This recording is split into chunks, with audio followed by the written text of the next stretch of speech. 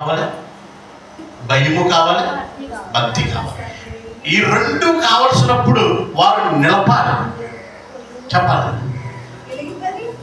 అమ్మా భయభక్తి నిలిపితే ఏం దొరుకుతుందంట? క్షమాపణ దొరుకుతుంది అన్నాడు. ఏం దొరుకుతుంది అన్నాడు అంటే ఏదో సంవత్సరం ఏం చేస్తున్నారు చెప్పాలి. ఈ సంవత్సరం అంతా నిలబెట్టారు. సంవత్సరం అంతా ఇప్పుడు మన సంవత్సరం వచ్చింది, సమాధానం లేదనుకో ఎత్తి తేవాలి ఖచ్చితంగా అని చెప్పి. మూడోది దోషం పోవాలనుకో నువ్వు పొట్టేలు కావాలన్నాడు. నాలుగోది నువ్వు పరిశుద్ధత కావాలనుకో నువ్వు కష్టపడిన దాంట్లో నువ్వు 5వ వంతు ఇక్కడ తే ఖచ్చితంగా అని చెప్పాడు. అయినా విన్నారా? చెప్పాలి. ఇప్పుడు విన్నారా? అది అలా నాకు చెప్పినప్పటికీ పిల్లరా మనం చూస్తే మన దేవుడు ఎవరో తెలుసా? దానియేలు గ్రంథం చదవండి. నాకు మీకు అర్థమైనట్టున్నా? అర్థమైపోయిందా? చెప్పాలి. ఏ బలి? పాపం. అన్ని పాప పరిహారాల బలి అని అక్కర్లేదు కాకుండా 4 మాటలు నుంచి జాగ్రత్తగా జ్ఞాపకం పెట్టుకోవాలి. పాపం, సమాధానం, దోషం, పరిశుద్ధత. 4 9వ అధ్యాయం 9, 9 మన దేవుడు ఇక్కడ దానియేలు బయలుపరిచాడు. దేవుడు దానియేలు ప్రార్థన చేసుకుంటే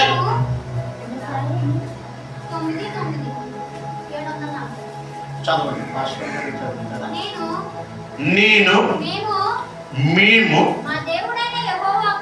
మా దేవుడైన యెహోవాకు విరోధముగా తిరుగుబాటు చేసితిమి.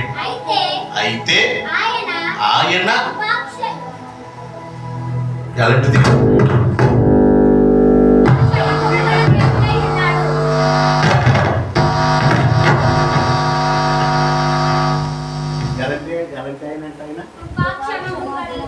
కృప క్షమాపణ గల దేవుడు. ఏం చేశారంట ఇప్పుడు దాకా? అమ్మా ఇన్ని చెప్పినా ఇన్ని చేసినా వాళ్ళు ఏం చేశారంట? తిరుగుబాటు చేస్తూనే వస్తున్నారంట. విరోధులు అయ్యారు. అక్కడ ఉందన్నమాట. మళ్ళీ చదువుతున్న మాట మీరు చాలా జాగ్రత్త చదవాలి. చాలా ప్రాముఖ్యమైన మాట. మేము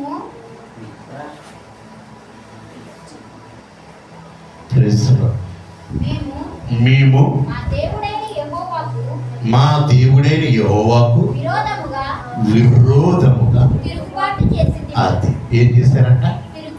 తిరుగుబాటు చేసిన దేవుడు వదిలిపెట్టాడంటారా? అయితే ఆయన కృప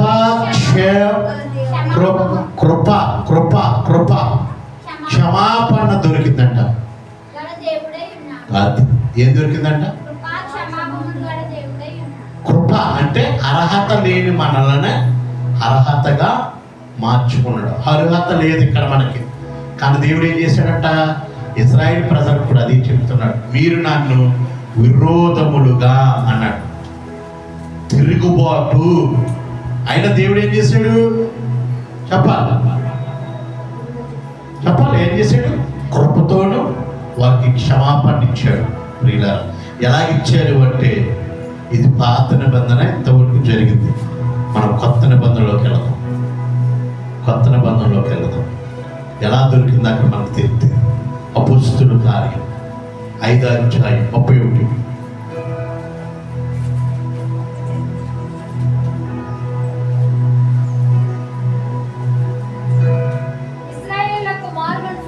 అది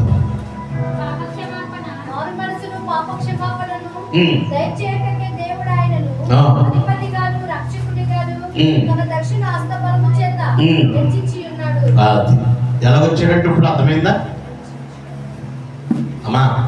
5:31 నిన్న ఎవరి గురించి చెప్పినప్పుడు దాకానే ఇశ్రాయేలు ప్రజల గురించి చెప్పుకొచ్చాను. ఆ ఇశ్రాయేలు ప్రజల గురించి ఇక్కడ మాట్లాడుతున్నాడు. ఇశ్రాయేలుకు మారు మనస్సును పాప క్షమాపణను దయచేయుటకై దేవుడు ఆయనను అధిపతిగాను రక్షణుగాను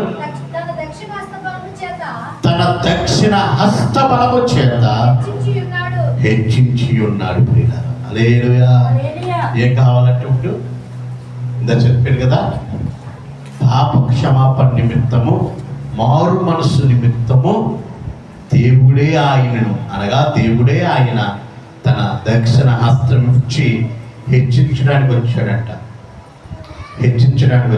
కొంచెం ఎదరికెళ్దాం, ఇంకో మాట చూద్దాం ఇజ్రాయేల్ ప్రజల గురించి. ఇంకో కొంచెం అపోస్తుల కార్యము 10:43.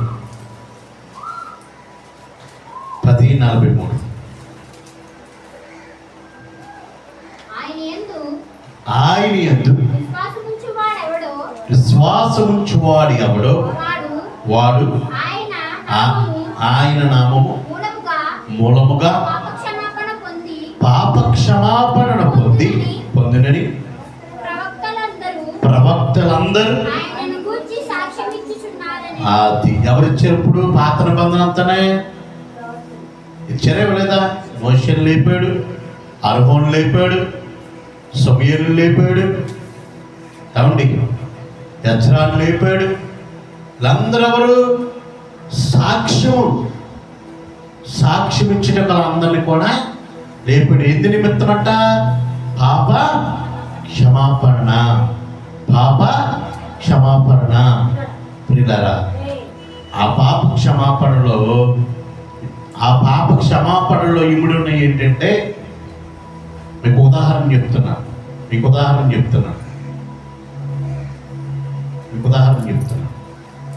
సైకిల్ టైర్ ఉందా? టైర్ ఒకటి అంటుందండి, అన్నీ కనబడతాయా? సూప్ ఉంటుంది, మళ్ళీ రిమ్ ఉంటుంది, రిమ్తో పాటు వాటర్ ఉంటుంది. ఇవన్నీ ఏది లేకపోయినా ఖచ్చితంగా ఈ పాపములో వచ్చినాయే ఇమ్ముడు కూడా. అమ్మా నీకు అర్థమైందా? సైకిల్ టైర్లు కనబడకుండా లోన్ ఉంటుంది. ఎలా ఉంటుందో ఇలాగే పాపములో సమాధానం దొరుకుతులేదు. హల్లెలూయా. బాగా చేసుకోండి. పాపములో సమాధానం దొరుకుతులేదు. రెండోది అమ్మా, అదే పాపములో దోషంకు విడుదల దొరుకుతులేదు. అదే పాపములో పరిశుద్ధత దొరుకుతులేదు. ఎలాగ ఇప్పుడు ఉన్నాయి చూడండి, ఎలా ఇప్పుడు ఉన్నాయో. ఇవన్నీ పోవాలి అంటే ఆయన అన్నాడు, ఇదిగో మరియా గర్భమున నేను పుడతాను, నేను పుట్టి పెరిగి గొర్రె పిల్ల. ఏంటంట? గొర్రె పిల్ల. లోకాన్ని, పాపాన్ని మోసుకెళ్ళే గొర్రె పిల్లలాగా నేను వస్తాను. ఇదిగో మీరందరూ చూస్తుండగా ఎత్తిని ఎలాగైతే తునకలు చేసి క్రొవ్వు బయటికి లాగారు, నా శరీరాన్ని కూడా కొట్టి వాళ్ళు చిందుతారు.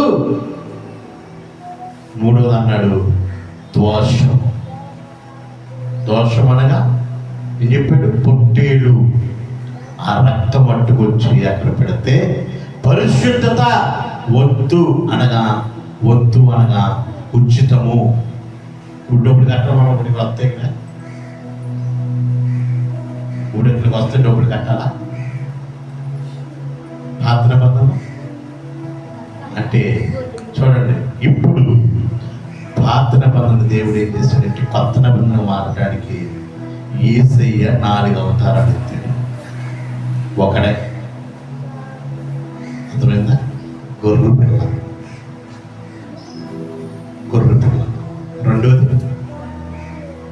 రెండోది అంటాడు, రెండోది ఎత్తు, మూడోది పొట్టేళ్ళ రూపం, నాలుగోది ఉచితమైన కృప, ఉచితమైన రక్తం. ఒత్తుతో కట్టుకుని మనం పరిశుద్ధపరచబడాలి. ఇక్కడ పరిశుద్ధపరచడానికి ఇది నేను ఉచితంగా ఇచ్చాను, నేను ఇది ఉచితంగా తీసుకోండి అని చెప్పాడు. అందుకే ఒక క్యారెక్టర్లో అన్ని దాలు ఉన్నాయి. ఆయన ప్రభు అయ్యాడు, పరిశుద్ధుడయ్యాడు, నీతిమంతుడయ్యాడు. అందుకే దానియేలు అన్నాడు, ఇశ్రాయేలు తప్పు చేసినను, తిరుగుబాటు చేసినను వారిని కృపతోటి క్షమాపణ దొరికింది. ఇవాళ మనకు కూడా క్షమాపణ దొరికింది. భయభక్తులు కలిగి. అందుకే కొలసి పత్రికలు అంటాడు 1వ అధ్యాయం 14వ వచనం. ఈ మాట చూసుకుని మనం ప్రార్థన చేసుకుందాం. ఈ మాట ఒక మాట కూడా చూసుకుని 1:14 కొలసి 1:14 ఆయన కుమారుని యందు మనకు విమోచన అనగా పాప క్షమాపణ కలుగుచున్నది. ఏ కలుగుతుందట? ఎవరి ద్వారాగా? ఆ కుమారుడు. ఎక్కడ చెప్పిన మాట? అపోస్తుల కార్యం 2:38 అపోస్తుల కార్యం 2:38 చదవడం. అక్కడ క్లియర్గా రాశాడు ఆ కుమారుడు ఎవరు. 2:38 పేతురు గారు చెప్తాడు. అక్కడ చెప్తున్నాడు చూడండి.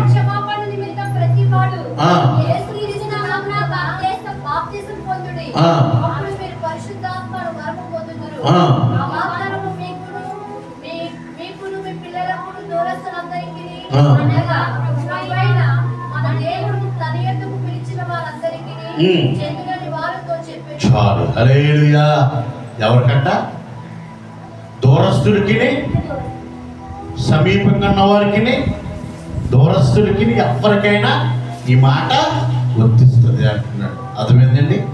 పాపం పోవాలి, శాపం పోవాలి, దోషం పోవాలి, అమ్మా సమాధానం లేదనుకో సమాధానం కావాలి, విమోచన దొరకాలి అంటే దానికి ఒకటే ఒక మార్గము, ప్రభు అయిన యేసుక్రీస్తే. ఎవరంట చెప్పాలి? ఎవరు? ప్రభు అయిన యేసుక్రీస్తు వారే. ఎందుకంటే ఇశ్రాయేలు ప్రజలకి దొరకలేదు, ప్రవక్తల చేత చెప్పించినప్పటికీ కూడా వాళ్ళకి దొరకలేదు. ఈ రోజున మనకి దొరుకుతుంది అంటే దేవుడు కృపగలవాడు. కృపాక్షేమం మన మీద ఆయన మనకి ఇచ్చాడు. మనకి మనము ఎందులోంచి విడుదల వచ్చామంటే పాపములోంచి విడుదల వచ్చాం, సమాధానంలోంచి విడుదల వచ్చాం, దోషములోంచి విడుదల వచ్చాం. మన వత్తు మనం అక్కడ కట్టెక్కలేకుండా ఉచితమైన కృపలో రక్షణ పొందుకుని ప్రభు సన్నిధిలో మనము అల్లాడుతూ ఉన్నప్పుడు అంటే పాత నిబంధనకి కొత్త నిబంధనకి అంత తేడా ఉంది. అన్నీ ఆయనలో ఉన్నాయి. అన్నీ డబ్బు పెట్టుకోవాలి. ఏం పెట్టుకోవాలి? మందలోనే మనకే అబ్బా ఏమి లేవు కదా. అయితే దేవుడు ఆయన మందలో మనల్ని చేర్చుకోవడానికి దేవుడే బలి పశువుగా అయ్యి ప్రియులారా అనేక రూపాలుగా మారి ఆయన విక్రూపమైపోయింది ఆయన రూపం. ఎందుకో తెలుసా?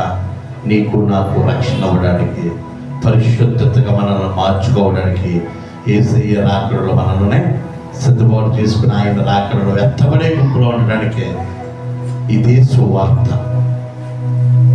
ఏది అమ్మా? ఇదే సువార్త. ఏ వార్త? మంచి మాట. ప్రియులారా ఇది మనకి కావలసింది. పాపం పోవాలి, సమాధానం రావాలి, దోషములు తొలగాలి, పరిశుద్ధత కావాలి అంటే యేసు దగ్గరికి ఖచ్చితంగా ఎవరైనా రావాలి. అటు కృప దేవుడు దయచేయునుగాక. ప్రార్థన చేసుకుందాం. ఒక్క నిమిషం ప్రార్థన చేసుకుందాం. ఒక నిమిషం అడుగుదాం. ప్రభు నా పాపములు తీసు, నా దోషములు తొలగించు, నన్ను పరిశుద్ధత పరిచు, నాకు సమాధానం ఇచ్చు. మేము పాత నిబంధన ప్రకారంగా చేయాలి అంటే, మేము బలిని ఇవ్వాలి అంటే మేము చేయలేము. కాబట్టి నువ్వే బలియాగమయ్యావు కనుక ప్రార్థన చేసుకుందాం. కృపా క్షమాపణ ఆయన యందు భయభక్తులు నిలిపితే ఆ క్షమాపణ మనకు దొరుకుతుంది. అందుకంటున్నాడు, నువ్వు మారు మనసు పొంది పాప క్షమాపణ నిమిత్తం ప్రతి వారిను యేసుక్రీస్తు నామంలో బాప్తిసం పొందుడి. అప్పుడు నీకు పరిశుద్ధాత్మ శక్తి వస్తుంది. అది పిల్లల మీద ఉంటుందని, దూరస్తుల మీద కూడా ఉంటుందని